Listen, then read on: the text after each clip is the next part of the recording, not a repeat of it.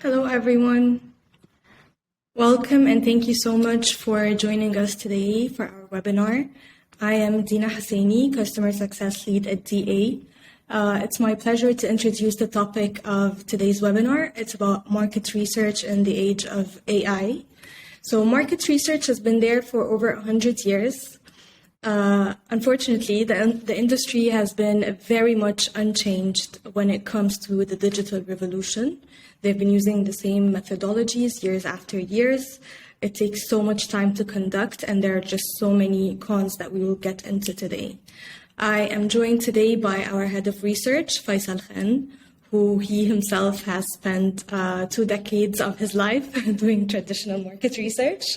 So it would be really interesting to hear him talk about the benefits of market research in the age of AI, the benefits that it brings, enabling all the latest tech, and how it can completely transform your processes. We're also joined today by Paul Kelly, our managing director, who will be talking to us about DA, what we do here, and about our AI-driven tool, Sila. Over to you, Paul.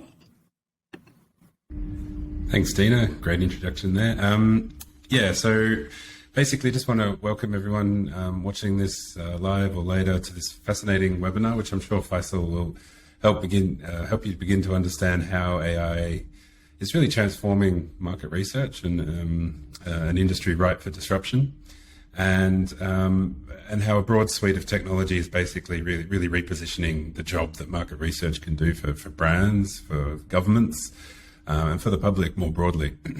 Just a short little bit about DA, the tax for being at a free webinar. We see ourselves as your door to the Arabic-speaking world, and we do this through our Arabic native AI-driven consumer insight and influence platform, Sila. And we work across a broad range of brands and categories to produce monitors and trackers, AI-enabled market research, audiences, trend analyses, consumer and public influence, just to name a few things. And you can see exactly what we do at our website, which is d-a.co. Basically, what Sila is we see it as more than social listening, it's social understanding. Sila tells you what your target audience is thinking, saying, and doing much better than any other platform can, and in over 20 major Arabic dialects. So nothing's ever lost in translation. You'll learn about people's personalities, how they interact with brands, the types of messages they're likely to respond to, and what might put them off as well. Then our human researchers and scientists then connect the dots for you with strategy, analysis, and reports that help you make sense of all that data. And with a better picture of your ideal customer, we can even turn your customer insights into creative strategy and ideas for campaigns, influencer outreach, and more. That's really enough for me. I just wanted to really give you an introduction onto who we are and what we do. I'm going to hand you back to Dina and then disappear. And then you're going to hear from Faisal, our head of research, who's going to take you through really his perspective on what is an exciting period for market research. So thanks, everyone, and thanks, Dina. Thank you. Thank you so much. I won't take much of your time either. I'd just like to point out that if you have any questions at all, just please drop them in the chat box or chat area on the side, and we will get to answering them all towards the end of the session. Also, please note that this recording will be shared with you after we're done with the webinar. Thank you so much, and enjoy Faisal's talk. Over to you. Thank you. Thank you, Paul. Thank you, Dina. Thank you, everyone, for joining in. I'm quite excited about taking you through and talking about market research in the age of AI. Like Dina did say, I've spent quite a few years in the industry, and I strongly believe in the strategic relevance of market research.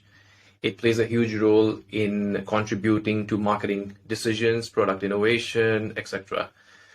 There was something I was reading some time back, and it went like, marketing without market research or consumer data is like driving with your eyes closed.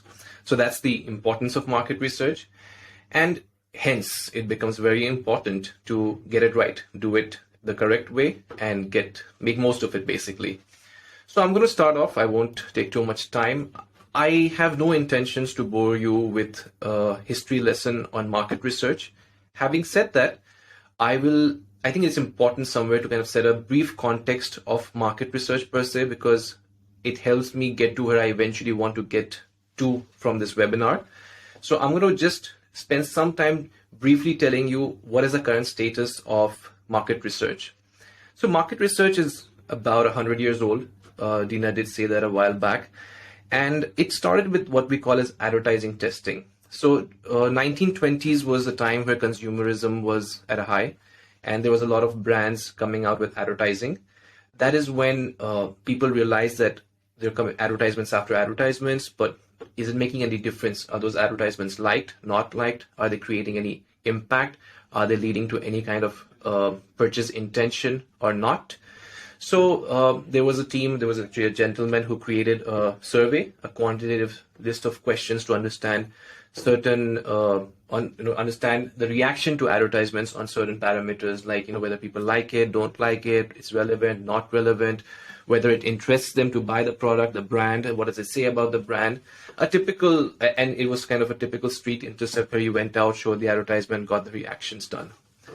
To 1940s, I think around 20 years later, where qualitative research was introduced to understand motivations, where it was started with focus group discussions where people were brought into a room, a venue, where around 8 people came together, discussed on a certain topic, about a brand, about a business challenge.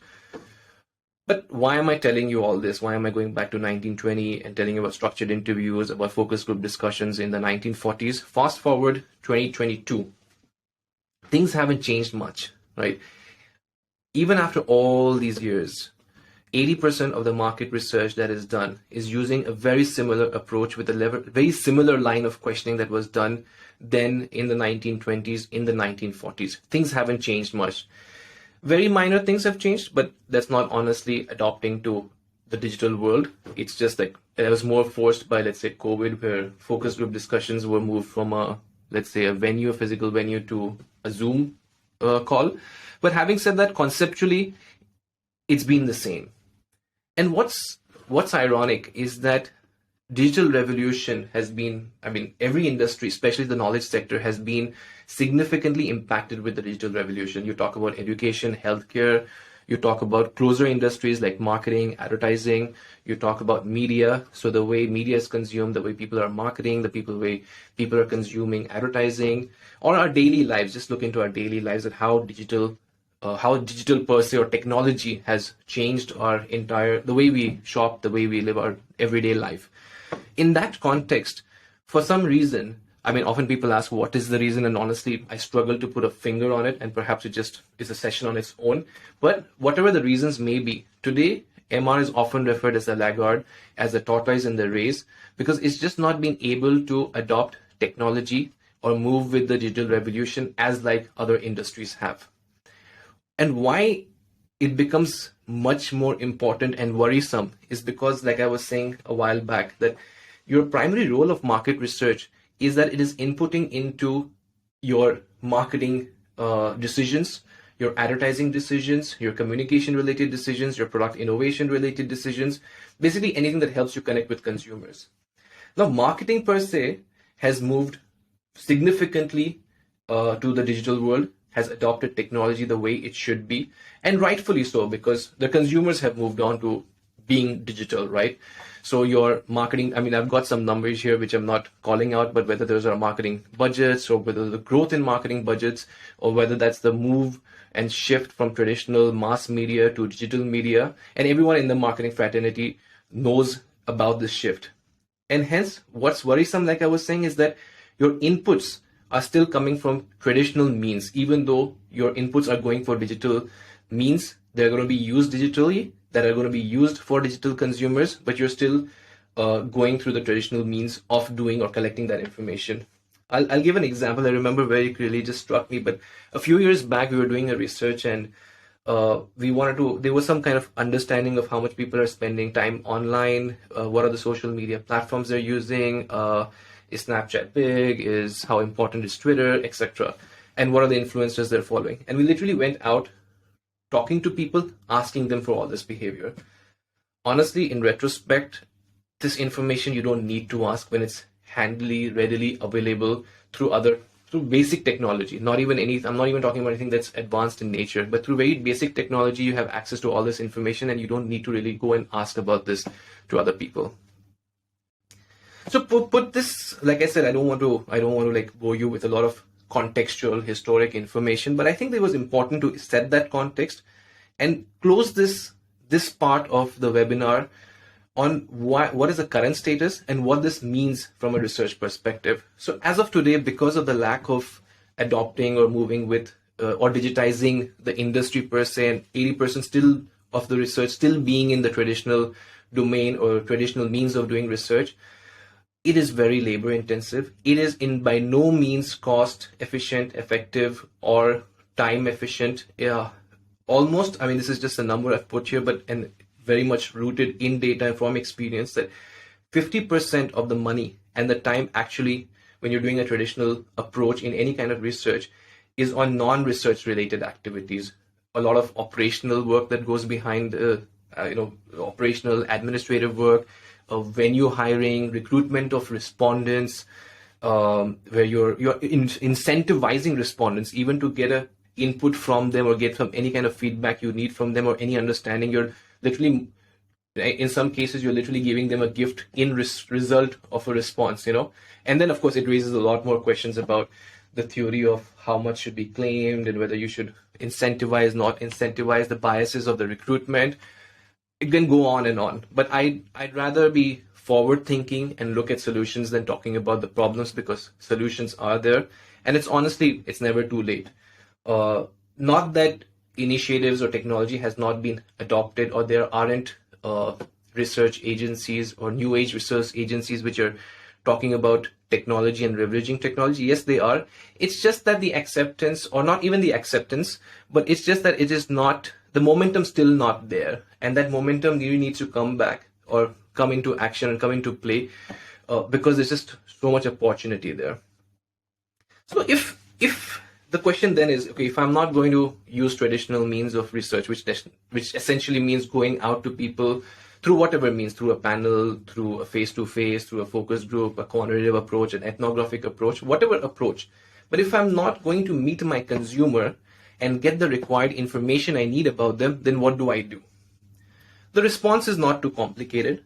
It is the online world, right?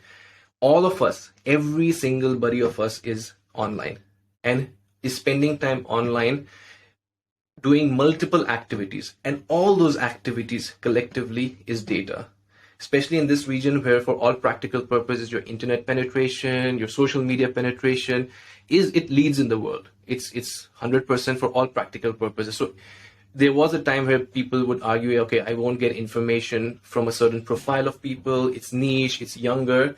But as of today, in this day and age, 100% of the population is available online. So we're literally not going online. I actually find someone was asking me the other day, then how much time do you spend online? It's not a response, or it's not a question that's relevant in today's time, because you don't go online for a certain task. You're literally living online.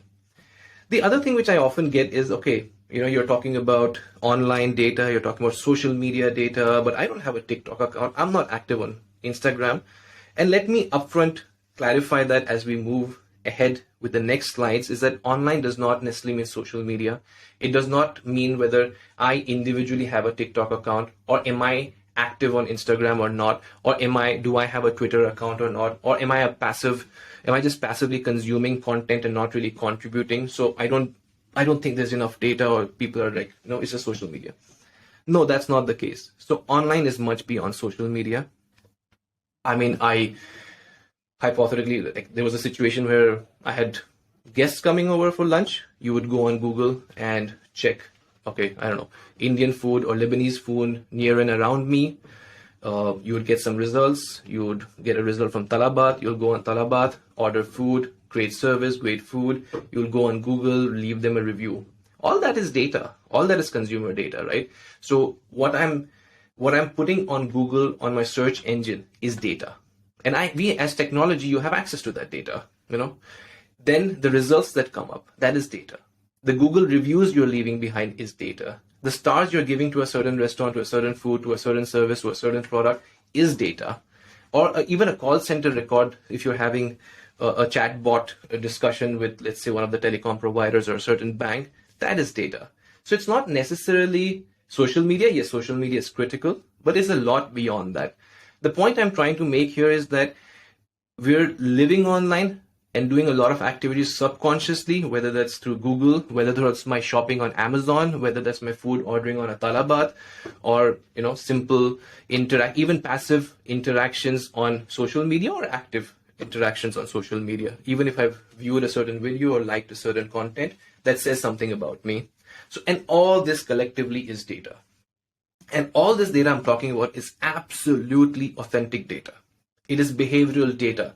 No one can question the authenticity of this data.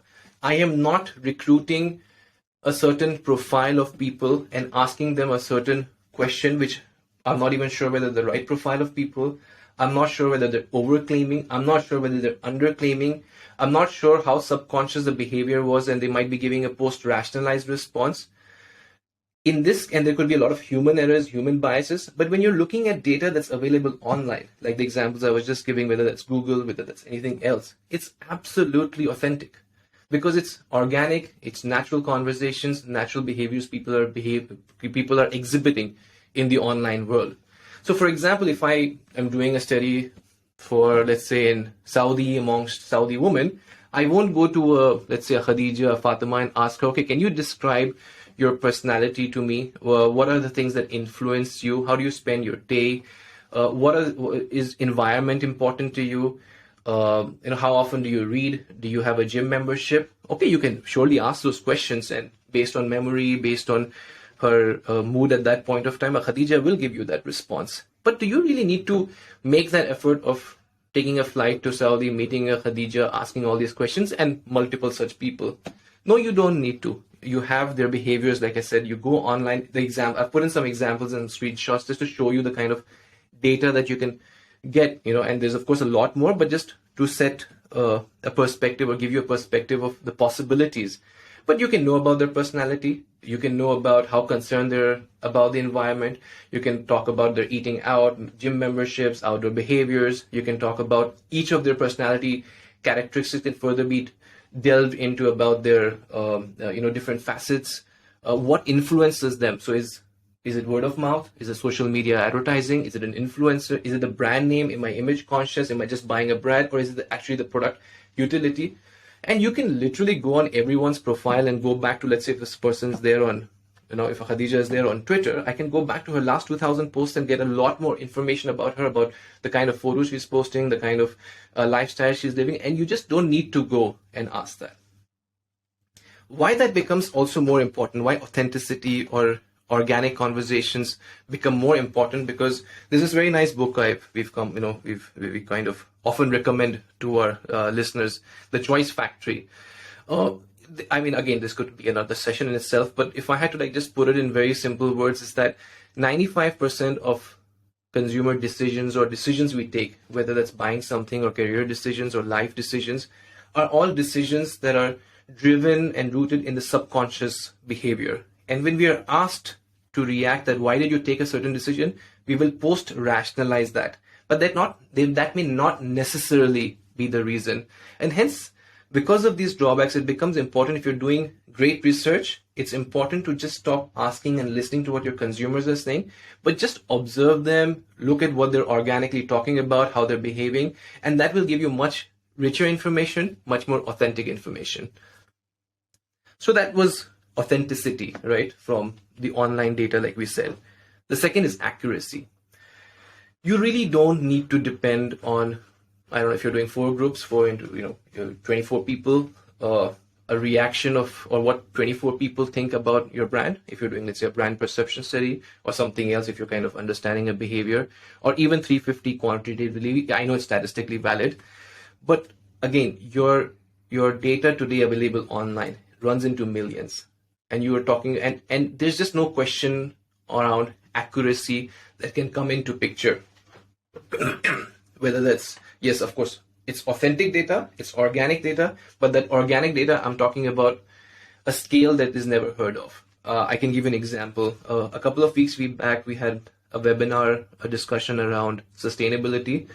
It's some work we did around sustainability, Arbit, around that topic.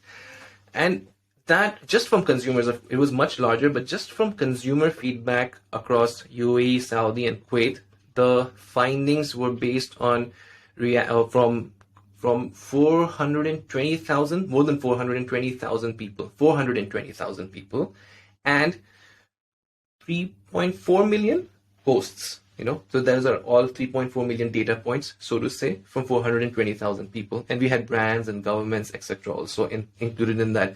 But that's the scale I'm talking about. And all that analysis is done by different, you can see that data because of that scale by any dimension you want to see it, any demographic profile, any psychographic profile. And it's just accurate from perspective. It can't go wrong when you're doing it at such large scale. The third, and this one's a personal favorite, I sort of say, it's accessibility. And accessibility is because any data, any question you're going, any research you're doing, at any given point of time, you can go back and compare it with historic results, and you can see it in real time. I'll give you an example to help explain that better. And this is a real-time example. We've taken permission from one of our clients to kind of show this. But if you're looking at this was a segmentation exercise. If you're doing a 2022 exercise, we arrived at 5 segments. This was amongst mothers. And if you see here, it may not be very visible, but let me just call it out. In 2022, the biggest segment is the pragmatist. But when we looked at historical data, we went back, used the same scientific method to go back in the same way of segmenting in 2019 to see how are segment sizes changing. So the biggest segment, which is a pragmatist in 2022, is also the fastest declining segment, right? Now, suddenly, when you have this data accessible to you, your perspective changes from a strategic point of view, from how you're managing your investments, how you're focusing, what your future planning is from your product innovation perspective, because then you would want to, do you want to invest in something that's biggest, but that's quickly declining and may not be relevant 2 years down the line, a year down the line, and perhaps there's a second or third sized biggest segment sizes, which is quickly becoming much more important. And what makes it more interesting, once you've done this exercise, you can literally track this on a daily basis and see how things are changing just from a click of a button. So you don't need to go after 3 years and do an entire segmentation exercise. So this is just an example of segmentation, but this is applicable across any data point at any given point of time. Can be compared from historic data from 2018 onwards. You can see how things have changed. And this has become much more relevant because a lot of behavioral changes have happened post-COVID. So you want to see how COVID has impacted a lot of behaviors, whether that's food related, whether that's health related, whether that's any other aspect of buying behaviors or shopping behaviors, and how that has changed. So the three big words I want to leave you behind is that we have established so far that technology is available and there are benefits of technology. We don't really need to spend that kind of time, that kind of money, that kind of approach that we traditionally do, because you have data using technology that is authentic, that is accurate, that is accessible. And that's the key, so to say, USPs of using and leveraging technology. I've got, very interestingly, we've had a lot of these discussions with different brand custodians over the last few years. And there are a lot of myths that we've noticed, right? Because I think, and that's true for any technology that's slightly new, where there's the familiarity is not at its 100%. I mean, I personally had a lot of myths around it. Other people do. Anything related to technology, even in our daily life, we don't kind of think twice. Should I do this? Should I not do this? Should I choose this technology, or should I go to the traditional approach of shopping or whatsoever, right? And similarly in our industry, we've come across, when it's come to AI-enabled, AI-powered market research, there are certain myths that we wanted to take upfront and address. The first myth we come across, and I touched upon it, so I won't spend too much time on this, but the first thing is, as soon as you talk about data that is available online and that AI uses any data that's available online, is often misconstrued as online data, as social media data, which is truth from a certain extent, because social media is one of the sources of information, perhaps an important source of information, but there is much beyond it. I mean, this example that you see on the screenshot on your right-hand side is just a share of search using Google. So we took out 3 key brands, FMCG brands in the region, and just did a exercise around, the share of search. Share of search means basically how much people are going on Google and searching about your brand. And a lot of brands, and you can read about it, but a lot of brands have started using this as a much smarter way to track share of market, because it's just quicker to see, because it indicates direct interest in your brand. It could also be a topic, it could also be a phrase. But if I'm giving an example of brand, let's say if I'm an automotive brand that is interested to launch electric vehicles, and let's say there are 6 key players, I will do a total of the category saying, let's say 100 is the search. That's the index of the search on Google search. Your share, Tesla's got 60%, a Nissan's got 10%. I don't know, a Volkswagen's got 20%. I mean, I'm just making up numbers here. But so to say, it just gives you a lot of information in terms of how much share of search there is. You can do the same on Amazon. When people are going and searching on Amazon for certain products, you have access to that data. We did some work around reviews. So you can almost, for a travel brand, you can go on multiple portals that are related to travel, see the different reviews of hotels, airlines, consolidate that, both the stars in terms of quantitative data, how much stars are there, use that data, or the qualitative feedback people leave behind, and multiple analysis as possible on it. So is online data social media data? No, it is not. It is much, much beyond social media. It is social media plus plus. The second myth we often come across is AI-enabled MR is social listening. This is an interesting one because it's also sometimes difficult to explain, but but it's easy because it is different, right? Social listening is great. Social listening has a place of its own, has a role to play, and but let me briefly explain, to be able to compare the two. Let me briefly explain what social listening is. Social listening is a product. It's a technology. It's a DIY, a do-it-yourself technology, where often you get access to the product, the technology, and it serves us for certain specific purpose of, let's say, tracking a certain brand, how your brand is doing in the online world, what are the mentions around it, maybe some basic analysis around demographic, similarly for a topic. And it's good to kind of track where your brand is going and how it's performing, and if there's any peaks at any given point of time.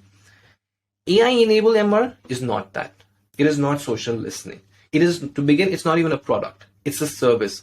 Like any of your market research consultings or your consultants would kind of have, whether that's any big four, the big four consulting firms or your big research agencies, all of them giving you services. So it's a service with a very strong element of human involvement, and it is much beyond brand metrics. It is not brand metrics. It is the proper research projects that you do otherwise, whether that's segmentation, whether that's a usage and attitude of a certain category, a certain brand, whether that's any category diagnostics, like my brand is losing share, can I know more about the category diagnostics or the usage behavior, any kind of predictive analytics, trends, CX, or any profile personality understanding. But the typical use cases that you'd have in any regular research purposes, that is what AI-enabled MR is about. Has a limited role to play. I was actually having a call a few days back, and that's when I added this element to the presentation, is where they said in the call, I was having a discussion and say, hey, okay, great AI-enabled MR, but yeah, it's just for trends, analyzing trends, so I can know my trends, what's increasing, what's decreasing. Of course, you can know trends because we have access to historical data. And for any data point, you'll know a trend and how it's spanning out or how it's changing across different points in time, whether you want to see that data from a year perspective, certain months. In Ramadan, there are certain behaviors that are different. So yeah, of course, you can trend, you can analyze by historical timelines, but no, it is not the only thing you'd use AI-enabled or AI-powered market research for. Any of your business issues. So I've, across many years, of course, I've come across, these are just some examples, but come across many business challenges, many basically needs of research, market research. It could be related to certain issues like brand share declining, consumers lapsing out, or claims I should have consider, or how do I reach out to my consumer? What themes should I consider from a communication standpoint? What is my advertisement tonality of my advertisement? What theme should I build it on? When is my customer likely to lapse out? I also know in the world of research, differences are appreciated. So if you want to look at differences by geography, by city, by demographic profiles, by psychographic profiles, and it's not visible here, but you'd literally have multiple filters. So you do get a presentation typically for any AI enabled kind of research that you're doing, but you also get interactive dashboards where you can review the data and look at these differences. And I do know with a certain sample, whether that's qualitative or quantitative, differences are only reported if they're stark, and they're only possible to, let's say, level 1, level 2. So I can look at by age into, let's say, country, or gender into country. But because of the scale, this allows you to look at 4 levels, 5 levels. So you can literally go to by geography into demographic. For that demographic, I want to look at data for, let's say, females. For females, I want to look at, I don't know, a specific channel or a specific age profile or whatever that may be. So you can actually look at those differences very clearly. I've got all of it. I've got that AI enabled is qualitative. I've got AI enabled is quantitative. AI enabled is advanced analytics. I really can't say. Often people ask, is AI powered consumer research, market research, qual in nature, quant in nature? It's not an easy answer to give because it's got it all. So yes, it's quantitative and advanced analytics from a perspective because you're, like I spoke a while back about the scale of data. So you have huge scales of data. So anything can be quantified. It's reported in numbers, in large numbers. But qualitative because you're assessing, evaluating images. You're assessing, evaluating text. People writing, giving feedback in paragraphs. So it's qualitative feedback. And that's translated into, without getting into technicality, but the NLP process is leveraged, which is a part of AI that helps you analyze all that textual information to be able to quantify a lot of qualitative data. So, and the example I've given here is intentional because emotions is something. So if you're doing a typical traditional approach, you'd probably do, let's say, a qualitative, wait for the feedback, analyze that data, and then create certain hypotheses, emotions, for example, that are emerging, let's say, with your brand. And then you do once that is ready, you kind of go to a phase 2 where you do a quantitative exercise to put a hierarchy to those emotions, put numbers to those emotions. But you don't really need to do that because at this scale, or the technology allows you, in this case, for example, you've got a series of emotions, whether that's anticipation, happiness, disgust, fear, surprise, trust, anger, sad, apprehension, and it could be something else. It could be the sentiment, it could be the emotion, which is very qualitative in nature. You can use that, scale that, and have a very clear understanding at a very, large base of that emotion. And you can then review that data by, let's say, even dialects or countries.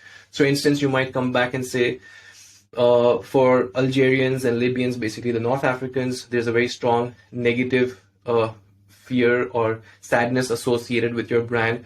Whereas if you go to the GCC countries or the Egyptian, the GCC countries, there's a very high positive, there's happiness, there's anticipation, there's surprise elements, so it's more positive emotions that are associated. And then you can, of course, do a diagnostics to understand it better.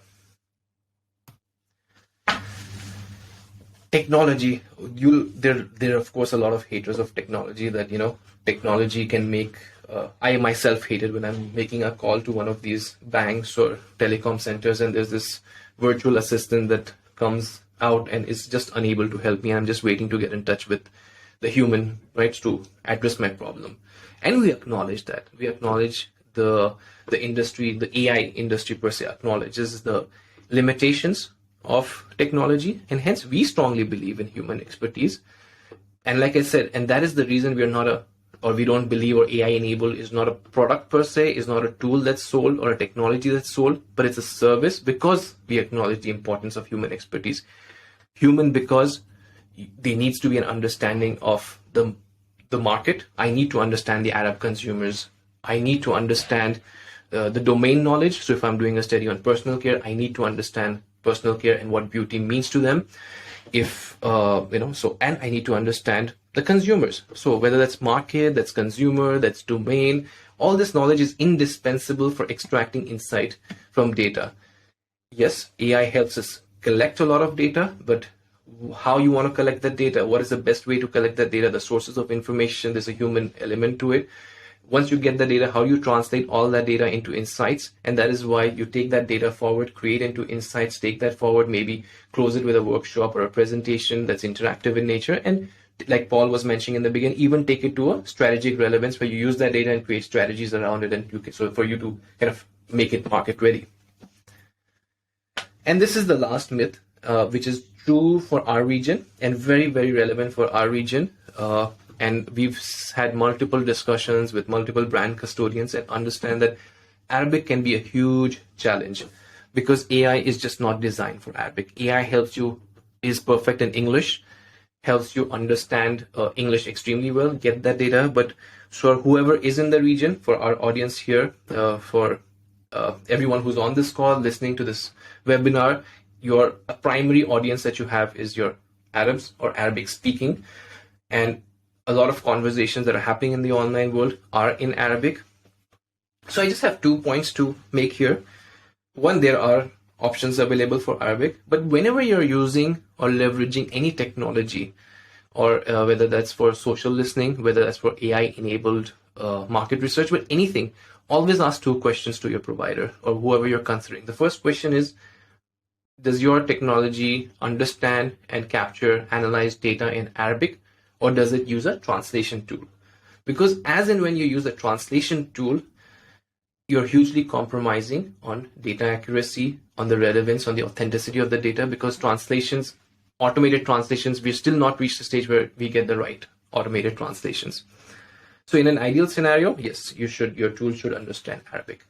Second question is not only Arabic, but go to an extent perhaps understanding whether, if it does understand Arabic, whether it understands the different dialects of Arabic. And anyone again in the region understands that you have Arabic's a very complex language because there's a modern standard Arabic, the Fusha, then you've got the different dialects. So if an Egyptian says something in a certain way, and the same statement is said by a Saudi or a Jordanian or a Emirati, the interpretation can be very different. And hence, if you're really looking for high accuracy levels and proper quality of data, it becomes important to not only understand whether the technology understands Arabic, but also understands the different dialects, because that will have a significant impact on the accuracy levels. For that matter, all the discussions that happen online, there was a study done by Meta that said that 70% of your conversations in the online world happen in dialect. So an Egyptian will use an Egyptian dialect, a Saudi will speak in a Saudi dialect, and if you're not capturing data at a dialect level and does not understand it, you're actually missing out on 70% of the conversations that are happening. So those were the myths. I hope I haven't missed out any, but if there are more myths, happy to shoot an email, a message. We'd be very happy to address those, but hopefully this does answer a lot of questions. But looking at everything, looking at the benefits of AI, looking at the benefits of, or addressing all those myths, I just want to have one closure slide, which is on the use cases. So how do you use AI-enabled market research? So brief-based, I briefly spoke about it, whether that's UNA studies, segmentation, personality modeling, brand equity, CX, predictive modeling, category diagnostics, anything that is where there's a need to understand something, or there's a business challenge for which you need information. But these are typically ad hoc, brief-based, rooted in a certain challenge or a certain objective, business objective, or a certain marketing objective where you need a certain understanding, like you would do with any other research agency, which is possible through AI at a much efficient way, whether that's from a cost perspective, whether that's a time perspective. The other use case is trackers, where you're interested to track something, because like I was giving the segmentation example, that you can, anything that you're interested to track is a click away, literally a click away, whether that's anything that's related to your brand. So whether you want to understand how my share of search is changing, monitoring, reputation, or you want to understand about a certain audience, that could be, I'm interested to understand and track how millennials are changing because that's my core audience, or I want to track specifically my brand, users of my brand or my category, or I want to understand a certain nationality, or a certain gender. But whatever is of your interest and you want to target that, you can get a lot of detail around the audiences, around personalities of people and how that's changing and how things are changing. Or certain topics. It could be health, it could be sustainability, it could be a certain specific segment, but any topic of relevance that you want to track. So this becomes, of course, reporting because there is a human element, but you're able to have an access to interactive dashboards where you can literally refresh data, see how things are changing, and also connect with us on a monthly, on a quarterly basis where you can kind of see a lot of this. The last one's interesting because we get a lot of requests for this, so I know that it's a very relevant use case, but it's first-party data. So there's a lot of databases that, let's say, banks, financial institutions, automotive brands, automotive service brands, or even a lot of FMCG brands have a lot of data that's sitting internally, right? Whether that is quantitative in nature, whether that's call center data, whether that's chatbot data, but that's data that they're sitting with, which needs to be put to use, and that can be leveraged along with the brief-based or trackers or independently also, where technology can be used to make best use of that data also. So that's broadly the different types of things or possibilities that you can do with AI-enabled market research. So that's pretty much it from my side. I hope it was a nice, interesting session. I'm just going to remove from sharing and so you can see me clearly. But I hope I started with a bit of context and just to give you where the current status of market research, the relevance of AI enabled, where the data come from, debunk certain myths, and what are the different ways you can use AI enabled research. Happy to take any questions you guys might have, or however you want to take. Dina, any questions? First of all, thank you very much. And we have a couple of questions. Two of them are super important. The senders wrote them twice. So I'll take you through them. First of all, what kind of consumer research would you recommend to do through traditional means, and which ones with the help of AI? It's a very good question. Yeah. Interesting. Yeah, it is. So So it would be unfair to say that traditional research is not useful, or there are no types of study meant for traditional research. AI does have certain limitations, and there are certain projects you should rather do with traditional agencies and not through AI. So the answer in short would be, if I had to separate out two broad types of studies, one is any study where you need a reaction to stimulus. So it could be advertising test, it could be a product test, it could be a concept test, it could be a packaging test, but any research that requires where you've created some kind of stimulus, you need to take that stimulus to a predefined audience and get reactions to that. That is something which you have to do it a traditional way. That's the right way to do it, because there'll be a certain profile you will recruit, you will bring to a room or a Zoom call or whatever the mechanism is, but show that stimulus and get that reaction, because there you do need claim reactions and claim responses. What AI-enabled MR is best for? Anything else which is where you don't need to show anything and get reactions on. So anything where you're where you need exploring any kind of topic, any kind of category, any kind of brand information, perceptions, user imagery, anything else where you're just looking for organic, natural conversations people are having online and using that. And it's just much quicker, much faster, much more authentic. That data, like I said, all those A's that I spoke about. But anything simply anything that's stimulus related should be gone to, you should have, traditional research is the best, or traditional research agencies is the best way to go. For anything else, I think AI-enabled MR is just ideal. Second question, there are agencies that integrate traditional research like Qual or Quant with social listening data. Is it not better as it has data from both? Both traditional, yeah. Okay. Yeah. So just to give you a background, what typically happens, so Yes. So you basically are doing a research where you're typically what research agencies would do. They would have most research agencies don't have access to social listening tools. If at all they have access to social listening tool, it's a tool they've kind of subscribed to and access to, like you would have a DIY kind of a technology. So what they'll do, yeah. So they'll do a quant, a typical research. They'll add some element of social listening. But like I was telling you a while back when we were discussing social listening, that it has a certain role to play. So there are certain areas of information that you can perhaps some basic diagnostics that you can get and add to that. But the reason of mixing three methodologies, quant, and social listening, is because there isn't a service they have which is basic. They're forced to give these three methodologies because they need three tools or three ways to be able to answer that one business question you've got. Whereas what happens in AI enabled, like I was mentioning in one of the slides, that it's got the beauty of advanced analytics, quantitative data, qualitative data. For that matter, whatever social listening does, also that data, because you have access to it all. So you don't need to do a quant and a social listening together. Look at the data separately, integrate it, and most of them do it in a phased manner, which means a lot of time. You can just do AI-enabled research where you get it all. I mean, it's just beautiful that way. It works beautifully. A third question, also written twice. You did mention it's quicker and pricing is competitive. What timelines are we talking about, and how do you compare pricing versus traditional research? Ta-da! Okay, so that's a very, very specific question. It's a difficult question to answer because, like any pricing, a lot of variables need to be considered.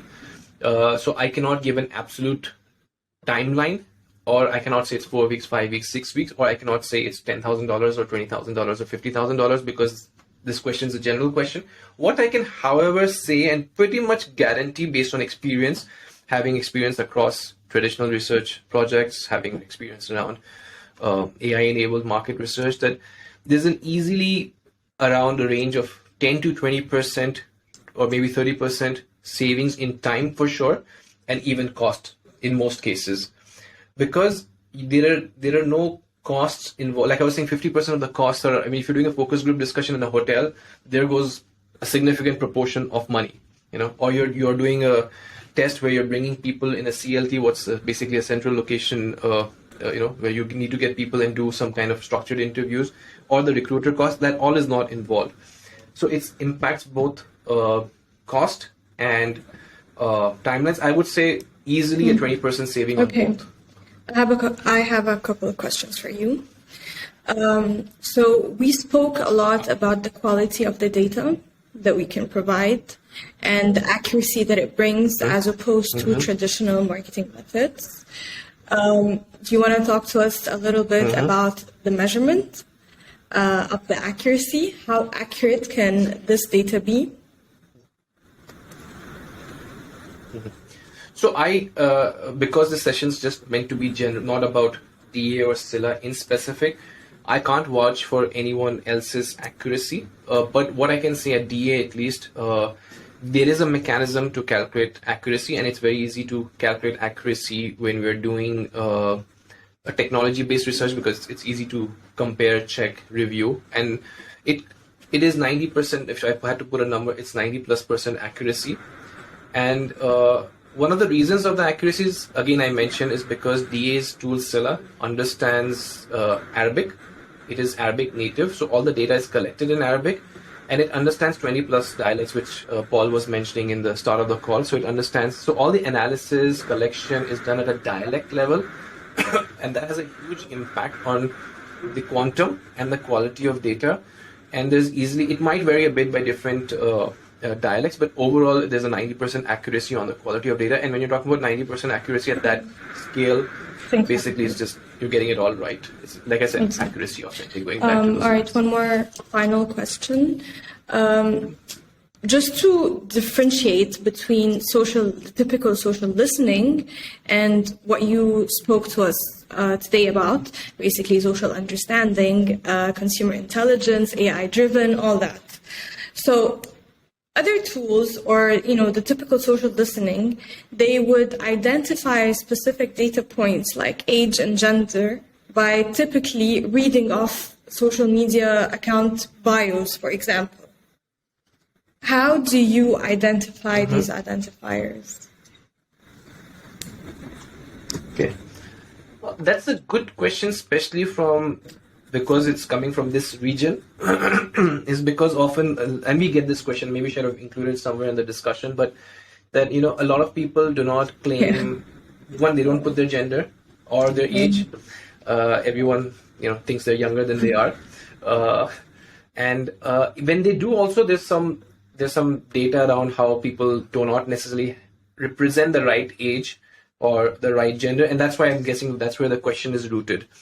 So there is a better way that we adopt, or we do also, and we acknowledge that this reality exists. This is a challenge in the market. And the better way to do it, and that's what we do, is not literally go by the profile written on the age or the gender written on the profile. Rather, analyze, if it's social media data, analyze their historic posts to be able to smartly arrive at their age band. So, for example, as an individual, if I'm posting pictures of my family with my children, let's say who just started school, or about some kind of a real estate purchase, or buying a car, or moving a job, or whatever, all that information can help you understand smartly what age band do I belong to, and technology will be able to assess and plot you into a certain age band and say, okay, this person is writing content or is interacting in such a way, or so it's smart enough to say that this person belongs to an age bracket of, let's say, 25 to 35 or 35 to 45, is a male. That's based on whether I'm saying him, he, she, kind of things. So yeah, so of course you do look at data that's available and claimed by responses, but again, today technology, you don't necessarily need to rely on that. You can actually go historic posts to be able to arrive at that, and hence gain accuracy and authenticity, where technology is allowing you to kind of understand it in a smarter way. Yep. Interesting questions. They're like perfect complementing of your talk, basically. I think that we don't have any other questions. Else? We're good? Yeah, okay. Someone said hello, but unfortunately they did not actually write their question. All right. Okay. So yeah, thanks a lot. Hope it was an engaging discussion. Like I said, Dina is accessible. We're accessible. We've got our credentials. Share it's info@d-a.co. Reach out to us for any questions you have, anything, and like it's just more just knowledge sharing. So if there's anything that you just are just keen to learn about AI enabled market research and how it's different, or how it can do better, or what you can do with it, happy to connect. Thank you, Faisal. Thank you, everyone. Thank you. As mentioned earlier, we'll be sharing your recording via email, and it will be on our website and socials as well. Thank you, everyone. Have a great day. Bye-bye.